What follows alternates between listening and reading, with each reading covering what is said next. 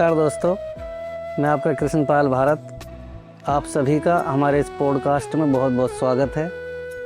आप सभी को विदित है कि directorate of education of Delhi में GSTA का आजकल चुनाव चल रहा है।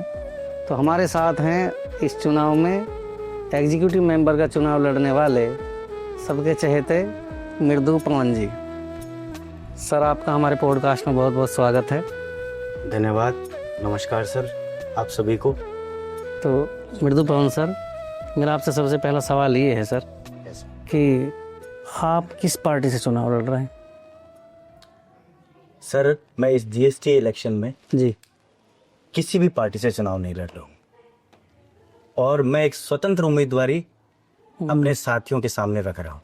अच्छा, तो सर इसका कोई विशेष कारण है? विशेष कारण सर यही है कि हर एक पैनल की एक अपनी गरिमा है, हर एक पैनल का अपना एक तंत्र है, एक नियमावली है। मैं व्यक्तिशः ये सोचता हूँ कि जब हम किसी नियमावली में, किसी तंत्र में बंध जाते हैं जी तो हम बहुत सारे ऐसे हमारे शिक्षक साथियों की समस्याओं को समाधान के रूप में पूर्ण सहयोग नहीं कर पाएंगे, क्योंकि कहीं ना कहीं हमें लगेगा कि हमें संगठन से पूछना पड़ेगा ये समस्या है हमारे साथी की और इनका निराकरण करें। जब तक हमें ऊपर से आदेश समझ लीजिए या कुछ भी समझ लीजिए, हरी झंडी ना दिखाए तो हम उस कार्य को नहीं कर पाएंगे। अब अगर मैं स्वतंत्र उम्मीदवार रख रहा हूँ तो मैं जैसा चाहूँ अपने साथी के लिए, चाहे दिन में हो चाहे दोपहर में हो, जो समय लगेगा उस समय पर अपने साथी के लिए दौड़ चलूंगा और उनके काम में उस कार्य को पूर्ण करने की पूरा प्रयास करूंगा। अच्छा, तो आप ये कहना चाहते हैं जब आप किसी पार्टी से जुड़े होते हैं तब आपको पार्टी के एजेंडे के अकॉर्डिंग काम करना पड़ता है? कुछ ऐसा ही समझ लीजिए, है ना। हो सकता है कभी कभी वो आपको वो काम करने से रोक दे जिन्हें आप मुझे ऐसा लगता है। बिल्कुल आप जो सोच रहे हैं ऐसा ही मैं सोच रहा हूँ। अच्छा सर, थोड़ा विषय से हट के सवाल करूँ। आपकी टोन कहती है कि आप राजस्थान से है।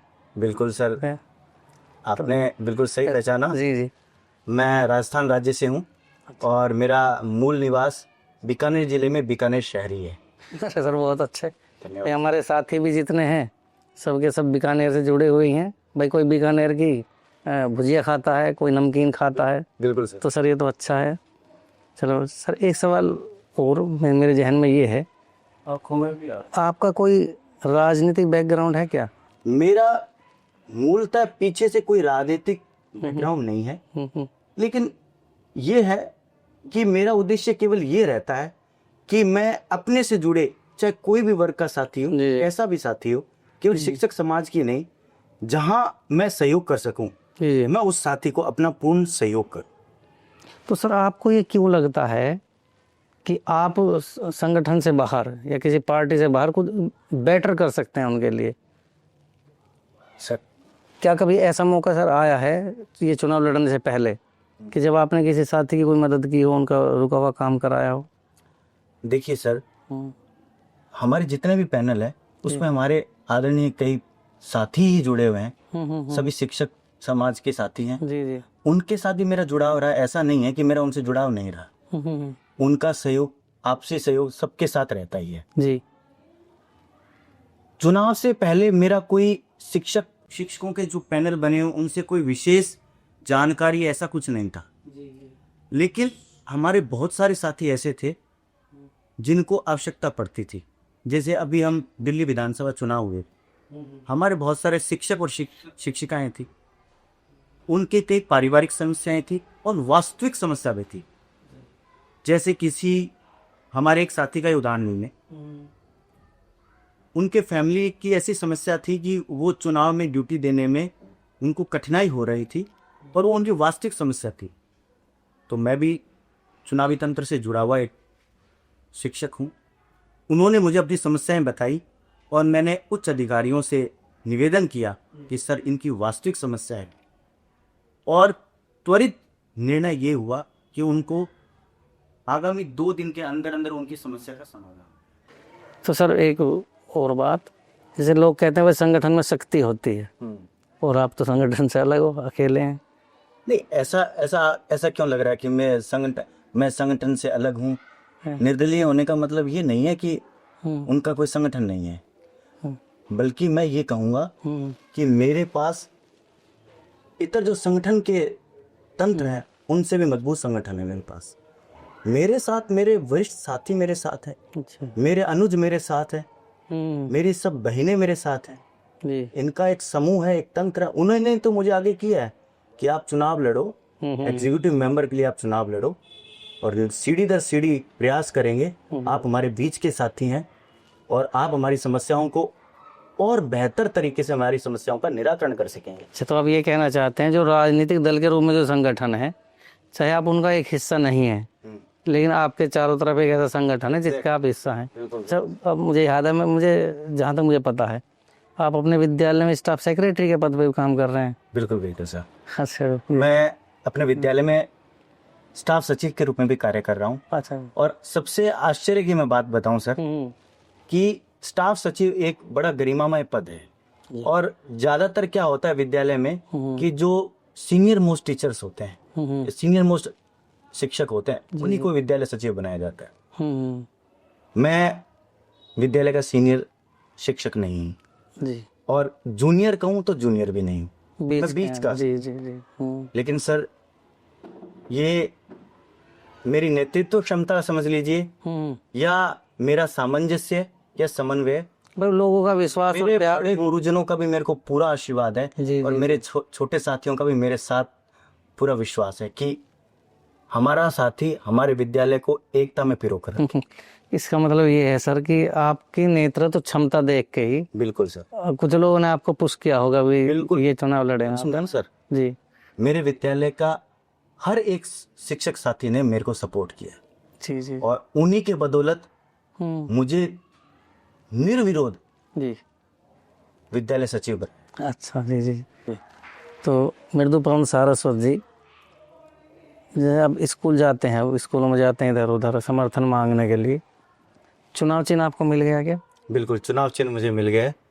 तो सर दर्शकों को आप बताना चाहेंगे कि कौन सा आपका चुनाव चिन्ह है? भगवत कृपा ऐसी रही जिसकी मुझे सबसे ज्यादा अभिलाषा थी, जी मुझे ये चुनाव चिन्ह मिले और वही चुनाव चिन्ह मेरा शिक्षक के जीवन का सबसे बड़ा मूल आधार, जी जी। शिक्षक की पहचान,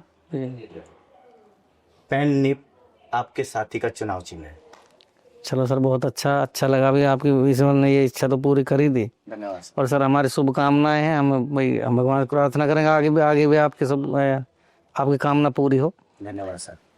और सर मैं एक बात तो जानना चाहूँगा कि आपको जीत की कितनी उम्मीद है? सर आपका प्रश्न छोटा है जी, लेकिन इसका उत्तर मेरे पास उतना ही बड़ा है सर। जी सर, आपकी छूट है, आप जितना लंबा उत्तर दें बड़ा सर जी। जब मैंने निर्दलीय चुनाव लड़ने का निर्णय किया जी वो मेरे लिए और मेरे आदरणीय गुरुजनों के लिए ऐतिहासिक निर्णय था। जी जब मैं डिस्ट्रिक्ट में अपना आवेदन देने के लिए गया, नॉमिनेशन भरने के लिए, जी, तो वहां भी मुझे एक आश्चर्य के रूप में देखा गया कि कोई निर्दलीय भी चुनाव लड़ सकता है। जनरली क्या होता है कि पैनल से चुनाव लड़ते हैं जी जी, और एक व्यक्ति चुनाव लड़ता है तो वो सबसे पहले ये उम्मीद करता है कि मुझे किसी न किसी पैनल से टिकट मिल जाएगी, किसी पैनल से जीत में थोड़ी आसानी रहेगी। अच्छा अच्छा। एक सरल तंत्र उसको लगता है। तो आपने चैलेंज एक्सेप्ट किया है? ये चैलेंज नहीं है, मैं आप पे विश्वास के साथ कह सकता हूँ आपका भाई जीएसटी के इतिहास में निर्दलीय उम्मीदवार के तौर पर जी प्रचंड जीत दर्ज करके बताऊंगा।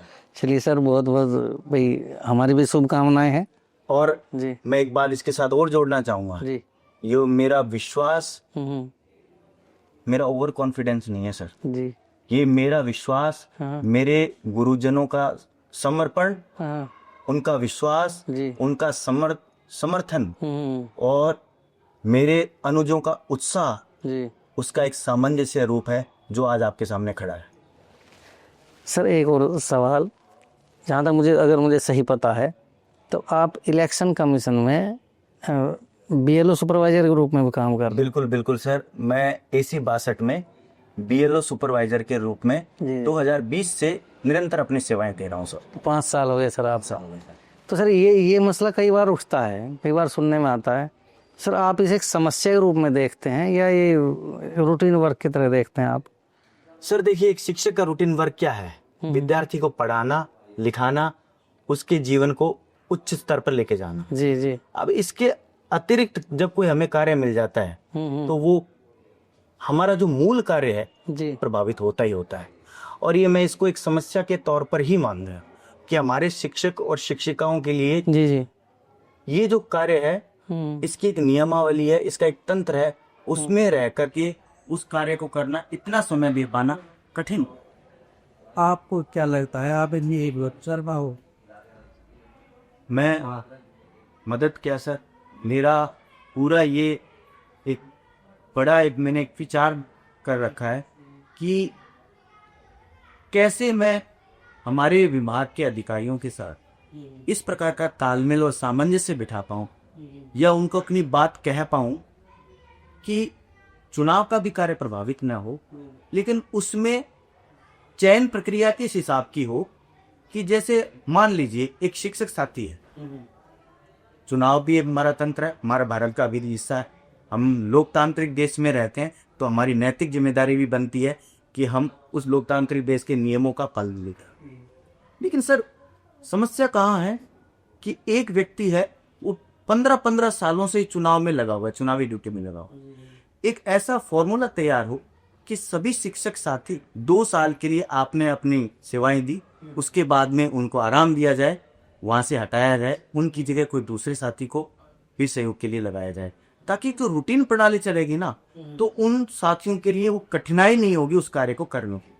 अच्छा सर, जैसे अभी आपने देखा कि बच्चों का शिक्षण कार्य जब है और विद्यालय शिक्षण कार्य प्रभावित होता, एक समस्या और सुनने में आती है, दिल्ली सरकार के स्कूलों में कई नए सब्जेक्ट इंट्रोड्यूस किए गए, लेकिन सब्जेक्ट के अनुसार कुछ टीचर्स की भर्ती नहीं हुई, अपॉइंटमेंट नहीं है लोगों को, उससे समस्या पैदा होती, अगर होती है तो क्या आप उसकी तरफ कुछ ध्यान देंगे? बिल्कुल सर, हम ये जानते हैं कि नए सब्जेक्ट की बात, जितने भी मूल सब्जेक्ट है, चाहे संस्कृत की बात करें, हिंदी, विज्ञान, गणित, बहुत सारे पद खाली। और ऐसी बात नहीं, सरकार भी अपने तंत्र से प्रयास करती है, लेकिन कहते हैं ना हर चीज में सुधार की गुंजाइश निरंतर होती है। मेरा व्यक्तिगत प्रयास यही रहेगा कि हम सरकार तक अपनी बातों को मजबूती से रखें, हमारे उच्च अधिकारियों तक उस बात को पहुंचाया जाए ताकि शिक्षण कार्य प्रभावित ना, एक शिक्षक पर अपने शिक्षण के साथ साथ अतिरिक्त बोझ न हो, चाहे वो किसी भी तरीके से, जैसे नई भर्ती के द्वारा या समय का एक तंत्र बना करके उसकी पालना कराई जाए, कोई ना कोई ऐसा रास्ता निकाला जाए कि शिक्षक को शिक्षण कार्य कराने में असहजता, कठिनाई नहीं, बल्कि उस कार्य को करवाने में उत्साह पैदा हुई, ताकि उसको कठिनाई न लगे कि हाँ मैं बच्चों को अपना 100% दे रहा हूँ। सर आपसे बात करी बहुत अच्छा लगा, आपकी बातों से तो स्पष्ट है कि कोई भय का माहौल बना के काम ना किया जाए, बिल्कुल बिल्कुल सर, टीचर को थोड़ी फ्रीडम दी जाए और ज़्यादातर उसका समय अपने बच्चों के बीच में गुजरे।